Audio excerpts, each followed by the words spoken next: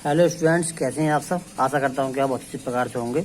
YouTube के हमारे इस स्टडी चैनल में एक बार फिर से आपका बहुत बहुत स्वागत और अभिनंदन। आज की वीडियो हम लेकर आए हैं आपके लिए NCERT मैथ्स 4 क्लास 11th, जिसमें हम पढ़ रहे थे एक्सरसाइज विविध प्रश्नावली। विविध प्रश्नावली के प्रश्न नंबर 1 से लेकर 6 तक हमने इससे पिछली वीडियो में हल करा चुके हैं।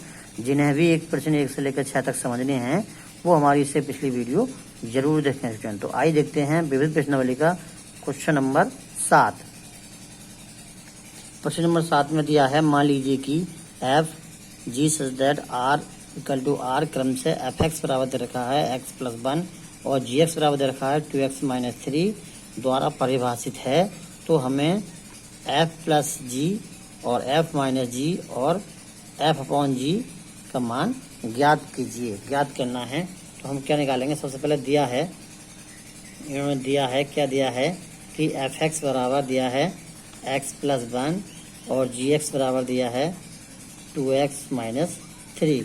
तो बहुत ही आसान प्रश्न है। सबसे पहले निकालना हमें एफ प्लस जी, इसका मतलब हम लिख सकते हैं इसको एफ एक्स प्लस जी एक्स। तो यहाँ से कुछ नहीं करना है, एफ एक्स का मान लगाना है और जी एक्स का मान लगाना है और दोनों को प्लस कर देना है, मतलब जोड़ देना है। तो एफ एक्स कितना है, एफ एक्स है हमारा x+1 प्लस और जी एक्स कितना है 2x-3। तो x और 2x कितना हो जाएगा, ये हो जाएगा हमारा 3x और 1 में से 3 निकालेंगे तो कितना हो जाएगा -2 और यही हो जाएगा हमारा स्टूडेंट आंसर। इसी प्रकार से हमें निकालना है अगला f माइनस जी। इसका मतलब ये हुआ कि एफ एक्स माइनस जी एक्स। ऐसा हम क्यों लिख रहे हैं, क्योंकि f और g किसके फंक्शन है, x के फंक्शन है, ये दे रखा है इसमें। तो इसके अनुसार के मान लगाना है एफ एक्स का। तो एफ एक्स का मान कितना x+1 है और माइनस ये 2x-3 है जी एक्स। अब इसको यहाँ से हल करेंगे इसको, तो x+1 माइनस के अंदर गुणा हो जाएगी तो ये हो जाएगा 2x+3, क्योंकि माइनस और माइनस प्लस हो गए। अब एक x में से 2x निकालेंगे तो -x और ये 1 प्लस के हैं और 3 भी प्लस के हैं, तो कितने हो जाएंगे +4 हो जाएंगे और ये हो जाएगा जो हमारा आंसर। आशा करता हूँ कि समझ में आ रहे होंगे। वीडियो को ठीक प्रकार से समझें, रोक करके देख सकते हैं। आइए देखते हैं। फिर निकालना है हमें एफ अपॉन जी। इसका मतलब है कि एफ एक्स अपॉन जी एक्स। तो एफ एक्स का मान कितना है, x+1 है और जी एक्स कितना है, जी एक्स है हमारा 2x-3 और यही हो जाएगा जो हमारा आंसर। आशा करता हूँ कि प्रश्न नंबर 7 ठीक प्रकार समझ में आ गया होगा। यदि समझ आ गया है तो प्लीज़ वीडियो को भी लाइक कर लीजिए और हमारे चैनल को सब्सक्राइब कर लीजिए। बाद में इसे शेयर करना भी ना भूलें स्टूडेंट। आइए देखते हैं प्रश्न नंबर 8। मान लीजिए कि f बराबर दे रखा है, दोनों ये 1 है, 1, 1, 2, 3, 0, -1, -1, -3। ये कोई एक रिलेशन दे रखा, फंक्शन दे रखा है इस रूप में, रिलेशन के रूप में। और z से z में एफ एक्स बराबर ax + b द्वारा परिभाषित एक फलन है। इस प्रकार का एक ये फलन है जहाँ a b कोई पूर्णांक है। a b को निर्धारित कीजिए, मतलब a और b का मान भी ज्ञात करना है और हमें फंक्शन भी ज्ञात करना है कि वो फंक्शन हमारा क्या है। तो हम किस प्रकार से निकालेंगे, आइए देखते हैं। तो इसको सबसे पहले दिया है f बराबर दे रखा है, जो लिख दिया है हमने, और एफ एक्स बराबर ax + b। हम इसको मान लेंगे, माना y बराबर एफ एक्स क्या मानते हैं, y मान लेते हैं, y बराबर ax + b। अब 1 को पहला हमारा देखा 1, 1, तो 1, 1 के लिए देखते हैं। तो x बराबर 1 हो जाएगा और y बराबर भी 1 हो जाएगा। इसमें मान लगाएंगे, इसको समीकरण 1 बोल दें, 1 कह दें, तो ये कितना हो जाएगा हमारा, y बराबर भी 1 है, तो बराबर में कितना ax a और x कितना है, x भी हमारा 1 है, तो ये 1 हो जाएगा और प्लस के b। तो a + b कितना हुआ, a + b बराबर 1 हुआ। और हम क्या करेंगे, 2, 3 के लिए देखेंगे इसी प्रकार से। तो x बराबर 2 हो जाएगा और y बराबर 3 हो जाएगा। यहाँ पर लगाएंगे हम समीकरण 1 से, लिखेंगे समीकरण 1 से। तो क्या हो जाएगा, ये समीकरण हो जाएगी कितनी हमारी, y के सामने कितना लगाएंगे, 3 लगाएंगे, तो ये 3 हो जाएगा, 3 और a × 2 हो जाएगा, तो 2 इधर लिख दूँ मैं, और प्लस के कितना हो जाएगा, b है, और b इस प्रकार लिखा रहने देंगे। ये समीकरण नंबर 2 हो गई। और समीकरण 1 और 2 को क्या करेंगे, हल करेंगे। समीकरण 2 कितनी है, 2a + b और बराबर कितना है, 3 है। ये हमारी 1 है, इसको 1 डैश कह लेते हैं, इसको 2 हो गई है। इन दोनों को हल करेंगे तो बी से बी कट जाएगा, तो यहाँ बचेगा घटाने पर कटेगा, घटाने पर तो घटाएंगे तो ए के में से 2 निकालेंगे तो कितना आएगा, माइनस के ए आएगा और इधर भी माइनस के 2 आएगा, तो माइनस से माइनस कट जाएगा। तो ए कितना हो गया, ए हो गया हमारा 2। इस प्रकार से ए का मान निकल गया। अब ए का मान किसी भी समीकरण में लगा दीजिए, बी निकल जाएगा। तो ए का मान जब यदि यहाँ भी लगा दें हम तो 3 बराबर 2 गुणा 2 और प्लस के बी, तो बी बराबर कितना हो जाएगा, ये 2 दूनी 4 हो गया, 3 माइनस 4 तो कितना आ जाएगा, बी बराबर माइनस का 1 आ जाएगा। तो ए और बी के मान ज्ञात करने थे, ए बी के मान ज्ञात हो गए। अब हमें फंक्शन भी निकालना है। फंक्शन क्या है हमारा, एफ एक्स बराबर ए एक्स प्लस बी, ए एक्स प्लस बी है। तो ए का मान लगा लेते हैं, ए का मान कितना आया अभी हमारा 2, तो 2x हो जाएगा और बी कितना है, माइनस के 1 है। तो ये प्लस माइनस माइनस हो जाएंगे, ये हो जाएगा हमारा फंक्शन और ये हो जाएगा हमारा आंसर। आशा करता हूँ कि प्रश्न नंबर 8 भी समझ में आ गया होगा स्टूडेंट। यदि समझ आ गया है स्टूडेंट तो प्लीज़ वीडियो को लाइक जरूर करें और हमारे चैनल को सब्सक्राइब करना बिल्कुल भी ना भूलें। आइए देखते हैं प्रश्न नंबर 9। प्रश्न नंबर 9 में दिया है आर बराबर कोरिलेशन दे रखा है, ये A B such that A B belong to mutual number N तथा ए बराबर बी स्क्वायर द्वारा परिभाषित एन से एन में एक संबंध आर है, तो क्या निम्नलिखित कथन सत्य है, ये बताना है। तो जैसे पहले दे रखा part A belong to R, सभी A belong to mutual number, तो क्या ये सत्य है, इस कंडीशन के अनुसार देखना है। तो इसको हम देखेंगे, यहाँ पर ये कोई आर संबंध है इस प्रकार से एन से एन में, और तो ए अब देखना है कि ए बिलोंग टू ए, इस कंडीशन के अनुसार क्या सत्य है। यदि ए बिलोंग टू आर है तो ए बराबर ए स्क्वायर केवल 1 के लिए सत्य है, एन बराबर 1 के लिए सत्य है, 1 के अतिरिक्त किसी भी नंबर के लिए सत्य नहीं है स्टूडेंट। तो क्या हुआ, ये संबंध नहीं है। ये सत्य बताना है, सत्य है या नहीं। तो ये क्या है, ये सत्य, ये कथन सत्य नहीं है, असत्य कथन है। क्यों, एन बराबर 1 के लिए सत्य है, एन के अतिरिक्त किसी भी नंबर के लिए सत्य नहीं है। तो ये क्या हो जाएगा, ये असत्य हो जाएगा, असत्य है। 1 के लिए सत्य है, अन्य लिख देंगे यहाँ पर, अन्य किसी भी प्राकृतिक संख्या के लिए सत्य नहीं है। अतः क्या हो जाएगा, ये असत्य कथन हो जाएगा। इसी प्रकार से आइए देखते हैं दूसरा, A comma B belong to real का तात्पर्य है कि A B belong to real.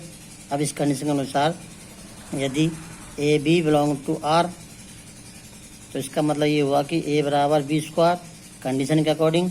उसी प्रकार से B comma A belong to R, तो इसका मतलब ये हुआ कि बी बराबर ए स्क्वायर। अब देखिए यहाँ पर ए बराबर बी स्क्वायर है तो बी बराबर ए स्क्वायर नहीं हो सकता स्टूडेंट।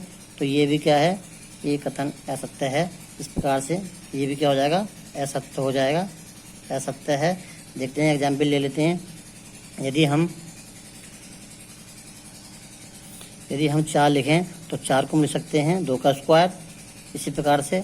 और लेकिन अगर हम इसको लिखें 2 बराबर तो 4 का स्क्वायर, जो कि संभव नहीं है, जो कि सत्य नहीं है। अतः दिया हुआ कथन क्या हो जाएगा, असत्य कथन हो जाएगा। आइए देखते हैं इसका तीसरा पार्ट। तीसरे पार्ट में दिया है A B belong to R और B C belong to R का तात्पर्य है कि ए सी भी बिलोंग कर रहे हैं आर को। तो इस कंडीशन के अनुसार क्या हो जाएगा, तो A B belong to R है, तो इसका मतलब ये हुआ कि ए बराबर बी स्क्वायर।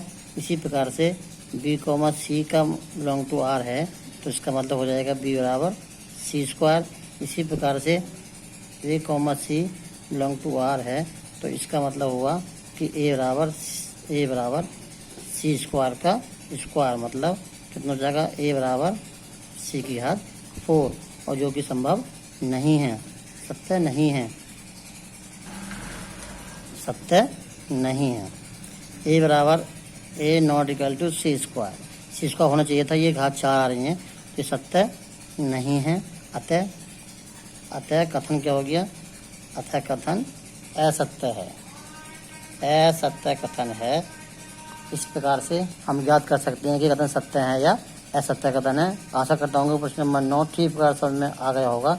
यदि समझ में आ गया स्टूडेंट तो प्लीज़ वीडियो को लाइक करना ना भूलें और शेयर करना भी ना भूलें स्टूडेंट। तो आइए देखते हैं प्रश्न नंबर 10। आइए देखते हैं प्रश्न नंबर 10। मान लीजिए कि ए बराबर दे रखा है इन्होंने 1 2 3 4 और बी बराबर दे रखा है 1 5 9 11 15 और 16 और यहाँ पर कोई ये फंक्शन दे रखा है रिलेशन के रूप में। फंक्शन एफ बराबर 1,5 2,9 3,1 4,5 और 2,11। तो क्या निम्नलिखित कथन सत्य हैं ये बताना है। एफ ए से बी में एक संबंध है या नहीं है। इसी प्रकार से दूसरा बताना है कि एफ ए से बी में एक फलन है, फंक्शन है अथवा नहीं। प्रत्येक दिशा में अपने उत्तर का औचित्य भी बताना है। तो इसको किस प्रकार से करेंगे आइए देखते हैं। तो सबसे पहले हमें क्या निकालना है, एफ ए से बी में एक संबंध है या नहीं है ये देखना है। तो इसके लिए क्या करेंगे, यदि हम इस रिलेशन से फंक्शन से यदि हम डोमेन और रेंज निकालें तो वो डोमेन क्या होते हैं, डोमेन ए का प्रत्येक एलिमेंट होता है और रेंज क्या होते हैं, परिसर क्या होते हैं, सेट समुच्चय बी का प्रत्येक एलिमेंट होना चाहिए। तो हम निकालते हैं आइए डोमेन। तो डोमेन मतलब डोमेन को क्या कहते हैं हिंदी में, प्रांत। तो प्रांत कैसे निकालेंगे, वैसे 1 2 3 4। तो ये देख रहे हैं हम अब दो प्रांत में ए का प्रत्येक एलिमेंट है, इसलिए ये कथन ये क्या हो गया, ये पहली कंडीशन सत्य हो गई। अब फिर निकालते हैं हम परिसर। परिसर कैसे याद करते हैं, परिसर निकालते हैं हम सेकेंड, जो सेकेंड एलिमेंट होता है। जैसे क्या है, पहले सबसे छोटा लिख लेते हैं। छोटा क्या है, 1 है, फिर 5 है, फिर 9 है, फिर 11 है, फिर इस प्रकार से ये हम देख रहे हैं कि ए भी सेकेंड पार्ट में है और 1 भी है, 5 भी है, 9 भी है और 11 भी है। इस प्रकार से देख रहे हैं कि प्रत्येक एलिमेंट बी में है। अतः ये क्या हो जाएगा, अतः एफ ए से बी में एक संबंध है। लिख देंगे इस प्रकार से हम, अतः एफ ए से बी में एक संबंध है। इस प्रकार से निकालेंगे। इसको अलग प्रकार से और निकाल सकते हैं अथवा हम किस प्रकार निकालेंगे, ए क्रॉस बी निकालें हम, इन दोनों की गुणा करें। तो गुणा कैसे करते हैं वो हमने पिछली वीडियो में बताया है। ए क्रॉस बी इस जो दे रखा है इन्होंने फंक्शन, उसका उप समुच्चय होना चाहिए। तो अगर यदि हम ए क्रॉस बी निकालेंगे तो 1,1 1,5 इस प्रकार सब निकालेंगे तो हम देखेंगे कि ये सारे एलिमेंट उस ए क्रॉस बी में आ जाएंगे। अतः एफ ए क्रॉस बी का क्या हो जाएगा, अतः एफ जो होगा वो ए क्रॉस बी का उप समुच्चय हो जाएगा और तब भी क्या हो जाएगा, ये एक संबंध हो जाएगा। आइए देखते हैं दूसरा पार्ट। तो दूसरे पार्ट में क्या है स्टूडेंट, दूसरे पार्ट में देखते हैं क्या निकालना हमें, ए से बी में एक फलन है या नहीं है। तो आइए इसका देखते हैं दूसरा पार्ट। दूसरे पार्ट में एफ ए से बी में एक फलन है, तो इसको औचित्य बताना है। तो सबसे पहले कंडीशन के अनुसार दे रखा हमने ए सेट, ये लिख लिया 1 2 3 4। इसी प्रकार से बी सेट लिख दिया हमने 1 5 9 11 15 और 16। अब देख रहे हैं इस रिलेशन के अनुसार 1 की इमेज क्या है, इसके अनुसार क्या है, 5 है। तो इस प्रकार से हमने 1 किससे मिला दिया, 5 से। और 2 की इमेज क्या है, 9 है, तो 2 की इमेज 9 हो गई। इस प्रकार से 3 की इमेज क्या है, 3 की इमेज 1 है, तो 3 की इमेज हमने 1 लिख दी यहाँ से। इस प्रकार से हम देख रहे हैं 4 की इमेज क्या है, 5 है, 4 की इमेज 5 है। फिर 2 की इमेज 11 भी है, 2 की इमेज 11। अब हम देख रहे हैं कि प्रत्येक दो कंडीशन होती हैं, प्रत्येक की इमेज अलग अलग होनी चाहिए। लेकिन यहाँ 1 की इमेज 5 है, 2 की इमेज 9 है और 2 की इमेज 11 भी है, मतलब 2 की 2 इमेज मिल रही हैं। तो ये क्या कब होता है फंक्शन, इसकी इमेज केवल एक ही इमेज होनी चाहिए, प्रत्येक एलिमेंट की इमेज केवल एक ही होनी चाहिए। यदि एक से अधिक इमेज हैं तो वो फंक्शन नहीं होता। लिखेंगे यहाँ पर, यहाँ 2 की इमेज को हम हिंदी में कह सकते हैं प्रतिबिंब। कितनी हैं, 2 के इमेज 2 हैं, कौन कौन से, 5 और 9 और जो 9 है 9 और 11, तो की इमेज 2 और 9 और 11 हैं, जो कि संभव नहीं है, संभव नहीं है।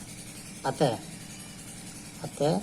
दिया हुआ जो ए से बी में है वो फलन नहीं है। अतः दिया हुआ फंक्शन या दिया हुआ फलन, दिया हुआ एक फलन नहीं है, फलन नहीं है। दिया हुआ फलन एक, दिया हुआ संबंध, सॉरी दिया हुआ संबंध एक फलन नहीं है।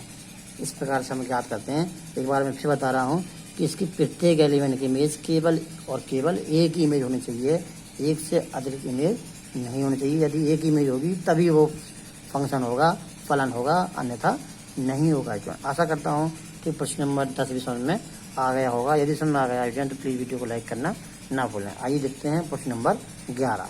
आइए देखते हैं प्रश्न नंबर 11। मान लीजिए कि f बराबर A B comma A plus B such that A B belong to Z द्वारा परिभाषित जेड क्रॉस जेड का एक उप समुच्चय है, तो क्या एफ जेड से जेड में एक फलन है अथवा नहीं, बताना है। अपने उत्तर का औचित्य भी ज्ञात कीजिए, स्पष्ट कीजिए, ये बताना है। तो हम क्या करेंगे, दिया है, सबसे पहले हमें दिया है A into B comma such that A comma है, ये सॉरी कुछ नहीं कॉमा है, ए प्लस बी जैसे दे रखा है इस प्रकार से है, A plus B such that A B belong to Z. माना ए बराबर 0 और बी बराबर 1 के लिए, तो ए इंटू बी है, पहले तो ए इंटू बी निकालेंगे, 0 इंटू बी 1 करेंगे तो क्या आएगा 0।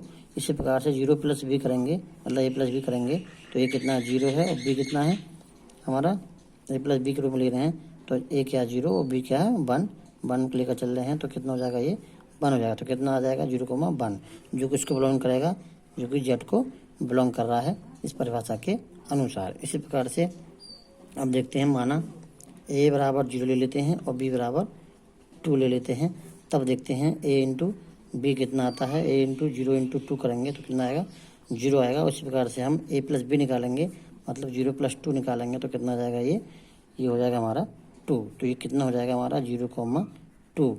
और ये बिलोंग नहीं करेगा, ये जेड को बिलोंग नहीं करता,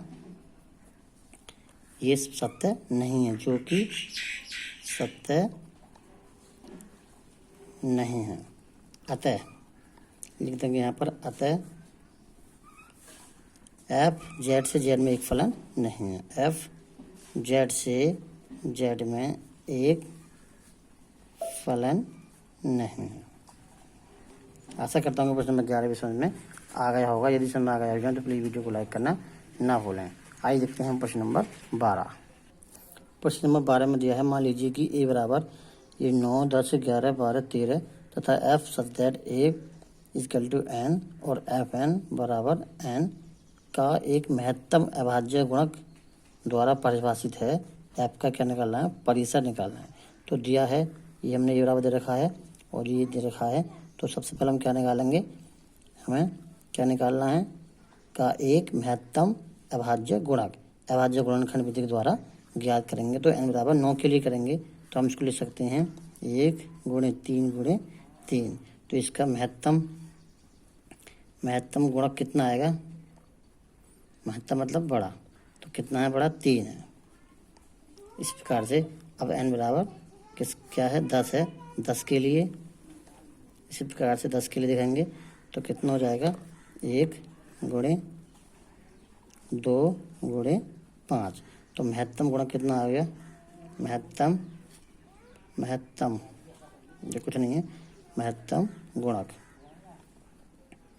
कितना आ जाएगा, इसका बड़ा 5 आ जाएगा। इसी प्रकार से 11 का निकालना है, n बराबर 11 के लिए तो 1 × 11 आएगा।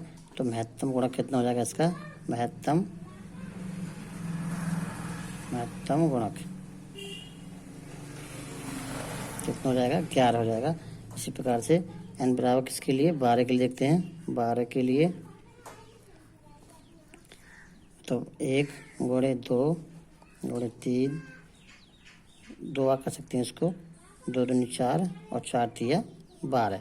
तो महत्तम गुणक कितना हो गया, महत्तम गुणक कितना हो गया, 3 हुआ। इसी प्रकार से n बराबर किसके लिए, n बराबर 13 के लिए ये कितना हो जाएगा, 1 गुणा 13, तो ये रहेगा। तो महत्तम गुणक कितना आ जाएगा, ये महत्तम गुणक ये हो जाएगा हमारा 13। अब इसका क्या निकालना, हमें एक रिलेशन निकालना है। तो क्या बनेगा रिलेशन, इस प्रकार देखते हैं, आइए। तो सबसे पहले 9 का महत्तम गुणक कितना आया, 9 का आया कितना, 3। इसी प्रकार से 10 का कितना आया, 10 का 5। इसी प्रकार से 11 का कितना आया, 11 का 11 आया। उसी प्रकार से 12 का कितना आया, 12 का हमारा कितना हुआ, 3। और 13 का हमारा कितना हुआ, 13 का भी 13 हुआ। इस प्रकार से अब क्या निकालना है, हमें परिसर निकालना है, परिसर। तो परिसर कैसे निकालते हैं, परिसर निकालने के लिए जो दूसरा सेकंड एलिमेंट होता है रिलेशन का वो ले लेते हैं। तो क्या है, 3, 5, 11, 3 को एक बार लिखेंगे और 13। तो क्या लिखेंगे हम, 3, 5, 11 और 13। इसी प्रकार से ये हो जाएगा हमारा आंसर। आशा करता हूँ कि प्रश्न नंबर 12 भी ठीक प्रकार समझ में आ गया होगा। यदि आ गया है तो प्लीज़ वीडियो को लाइक जो करें और शेयर करना भी ना भूलें। Thank you.